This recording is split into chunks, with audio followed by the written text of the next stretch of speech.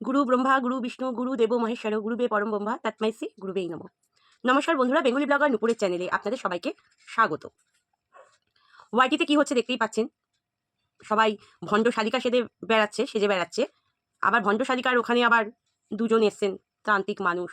সে ডাইনি, পিশাচ, অনেক কিছু ভাগায়। ভুল হয়ে যায় যে শ্যামা যখন লাইভ করে, না দিদি না মা, ডাইরেক্ট শ্যামা। আমি এর আগে ভিডিওতেও বলেছি, হয়তো এই দিদি শব্দটাও আমি উঠিয়ে দেব। ওনার লাইফে গিয়ে কমেন্ট করাটা ভুল হয়ে যায়। ওনাকে লিখেছি কালী তত্ত্ব কি, উনি তা রিপিটে দিয়েছে। তুতলি কথা বলে। হ্যাঁ বন্ধুরা, আমি তো টোটলা, আমি তো কথা বলতে পারি না, তাই আমি টুটলি টুটলি কথা বলি। আর আমি মুখে না অনেক পাউডার মেখে বসি, এই জন্য আমার চোখে নিচে কালি, জানেন তো বন্ধুরা। আমার কথা নয়, এটা হচ্ছে শ্যামা ভণ্ডের কথা। ওকে আমি ভণ্ড বলি, আর আমি ভণ্ড বলে যাব। যে তার দীক্ষাগুরু, না আমি জানি না কোথা থেকে দীক্ষা নিয়েছে, সেটাই জানি না। আমি কেন তো দীক্ষার কথা জোর দিচ্ছি জানেন? দীক্ষা ছাড়া কোনো কিছুতেই এগানো যায় না। আপনারা যখন স্কুলে যান, টিচার ছাড়া কি আপনারা কি পরীক্ষায় বসতে পারেন? পারেন না, তাই না? ঠিক দীক্ষা ছাড়া কোনো সাধনাই হয় না। দীক্ষাটা খুব জরুরি। আমাদের শরীরের মধ্যে পঞ্চতত্ত্ব আছে, প্রকৃতির মধ্যে পঞ্চতত্ত্ব আছে। পঞ্চতত্ত্বের মধ্যে কি কি? জল, বায়ু, আকাশ, অগ্নি, আর হচ্ছে আপনার ভূমি মানে মাটি। 5টা তত্ত্ব দিয়ে প্রকৃতি তৈরি। আমাদের শরীরের মধ্যে ওই 5টা তত্ত্ব রয়েছে। আমি ওনাকে জিজ্ঞেস করছি কালী তত্ত্ব কি। বাবা, এই তুই টোটকা দিস, কি সমস্ত টোটকা দিস? হ্যাঁ, আমার টোটকাতে এত আপনার প্রবলেম কোথায়? আমি তো আপনার মতো মানুষের কাছে টাকা চাইছি না, বলছি না আমার কাছে এসো, আমার টোটকা দেবো, আমার কাছে এসো এসো এসো। তেজপাতাটা আয়ুর্বেদিক জিনিস, এই জন্য আমি তেজপাতার টোটকাটা দিয়েছি। আমি বলিনি যে তেজপাতা পকেটে রাখলেই টাকা চলে আসবে কর্ম ছাড়াই। তেজপাতাটা হচ্ছে মা লক্ষ্মীর জিনিস, আর যে নাম্বারটা দিয়েছি সেই নাম্বারটাও হচ্ছে মা লক্ষ্মীর জিনিস। বুঝেছেন? আপনার খোপড়িতে তো কিছু ঢোকে না, ধুয়ো ভর্তি, ধুনো খাওয়া মাল। আপনি একটা মাল বলছি। ওই যে বললাম, আপনি সম্মানের যোগ্য নয়, তাই আপনাকে সম্মান করতে পারি না, আর পারবো না। আমার নেচারটা না প্রচণ্ড খারাপ, জানেন তো। যাকে আমি ভালোবাসি, একদম অন্তর দিয়ে ভালোবাসি, আর যাকে একবার এই দিমাগ আর মন থেকে যাকে একবার সরিয়ে দিই না, তাকে আর আমার জায়গায় স্থান দিই না। বুঝেছেন? স্থান দিই না। আপনি সব মন্ত্রতন্ত্র জানেন, সব কিছু জানেন, কিন্তু কিছু বলতেই পারেন না। কেউ যদি জিজ্ঞেস করে গায়ত্রী মন্ত্র বলো, সেটাও আপনি বলতে পারেন না। তখন বলেন এই কেন বলবো, কেন বলবো, তাই না? সেটাও বলতে পারেন না। আপনি পুস্তক দেখাচ্ছেন, এই বই আছে কি লক্ষ্মী পাঁচালী, শিবের ব্রত কথা, লোকনাথ বাবার পাঁচালী, লক্ষ্মীর পাঁচালী, এগুলো আছে আপনার কাছে। হুম আগে নিজের বাচ্চাটাকে সামলান, নিজের বাচ্চাটাকে আগে সামলান। আপনি আপনার ট্যালেন্টে আপনার চ্যানেল গ্রো করেছেন? একদমই না, একদমই না।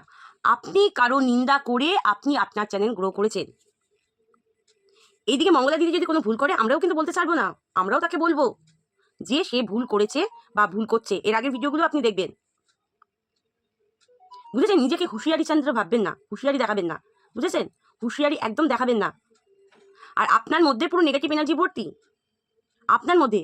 আমি কিন্তু ভগবানের কথা বলিনি, আমি শিবশ্যামা মায়ের কথা বলিনি, আপনার কথা বলছি। আপনার লোকে নিন্দা করে বেড়ান, লোকে অভিশাপ দিয়ে বেড়ান। ও আর একটা কথা, আমার মুখ দেখলে আপনার সকালবেলা দিনটা খুব খারাপ যায়। তার মধ্যে ভাবুন আমার মধ্যে কি ট্যালেন্ট আছে। আমার মুখ দেখলে আপনার দিনটা খারাপ যেতে পারে, তাই না? ভণ্ড সাধিকা, ভণ্ড সাধিকা, তাই না? আমি যদি টোটকা দিই আপনার খুব জ্বালা পোড়া ধরে, খুব জ্বালা পোড়া ধরে, তাই না? আমি তো টোটকা তো খারাপ কিছু দিই না। পরিষ্কার পরিচ্ছন্ন মানুষকে থাকতে হবে, সুগন্ধি জিনিস মাখলে ভালো, শুক্র মজবুত হয়, সেটা জানেন। তার সাথে কর্মটাও করতে হবে। ওই ভক্তের জন্য কতগুলো সোয়াবিন রান্না করা, আমার ভক্তরা এসে খাবে, দেখাবেন আপনার ভক্তদের আপনি কি কি খেতে দিয়েছেন। ঠাকুরের সামনে এই এই ভোগ দিয়েছি, ভক্তরা ফল এনেছে, ফুল এনেছে, আমার ছাদ বাগানে ফুল হয়েছে। যে কেউ ঠাকুর বসিয়ে দিয়ে, যে কেউ বাবা খেয়ে নাও, মা খেয়ে নাও, ওই খেয়ে নাও, সেই বাবা খেয়ে নাও, খেয়ে নাও।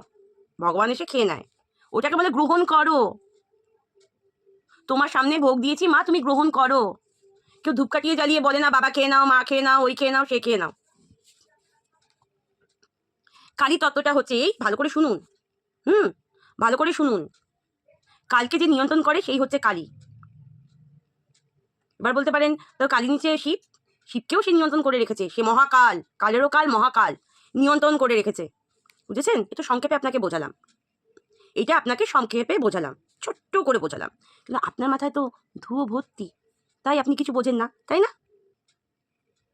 আপনারও দিন আসছে, আপনারও দিন আসছে। ভগবানের সবারই সন্তান, সে অসুর হোক আর নিরাসুর হোক, ভগবান সবাইকে আশীর্বাদ দিয়ে রেখেছে। এবার মানুষ যেই যেই পথে চলবে, আপনি যেমন ভণ্ডের পথে চলছেন, আপনার কাছে কি তান্ত্রিক ফান্ত্রিকরা আসছে সব ভূত ভাঙানো, তারাও দুদিন পর আবার চ্যানেল খুলবে, মানুষকে ডাকবে। যেমন ভগবান আছে তেমন আবার আর একটা দিকও আছে। আর এই যে মা কালী বলেন না, মা কালী, মা কালী কিন্তু স্বয়ং একা থাকে না, মা কালীর সাথে 64 যোগিনী থাকে, বুঝেছেন? পড়াশোনা করুন, ওই যে বই লাইফে বসে বই দেখান যে আমি পড়াশোনা করি, ওই বই না, লাইব্রেরি কার্ড করুন, লাইব্রেরিতে পেয়ে যাবেন বই, নানা রকম তথ্য পেয়ে যাবেন। জ্ঞান অর্জন করুন, জ্ঞান না থাকলে ভাব আসবে কোথায়, ভক্তি আসবে কোথায়? জ্ঞানই তো নেই। আবার 64 যোগিনীর আবার আলাদা আলাদা বিচার আছে, মাকে ঘিরে থাকে 64 যোগিনী, জানেন? মা কালীকে পঞ্চমুণ্ডী আসনে বসানো হয়, 5টা মাথায় খুলি লাগে। যেহেতু আমরা ঘরের মধ্যে পুজো করছি, পঞ্চমুণ্ডী আসন বসানো যায় না সংসার জীবনে, এই জন্য আমরা বসাতে পারি না। মিটে মিটে ভিডিও নামান, এদিকে বলেন আমি সাধনা করি, লাইফে বসে নাটকীয় কান্না না কাঁদলেই হতো। মানুষের না এই মুখটা, মুখেই অনেক কথা বলে, আর চোখ, বুঝেছেন? ভণ্ড মহিলা, ভণ্ড আপনি, ভণ্ড ভণ্ড ভণ্ড, ভণ্ড ছাড়া আর কিছুই না। দশমহাবিদ্যার মধ্যে প্রথম বিদ্যা হচ্ছে মা কালী বিদ্যা, সেটা জানেন আপনি? লেকচার দিতে বসেন, খালি লেকচার শিখেছেন।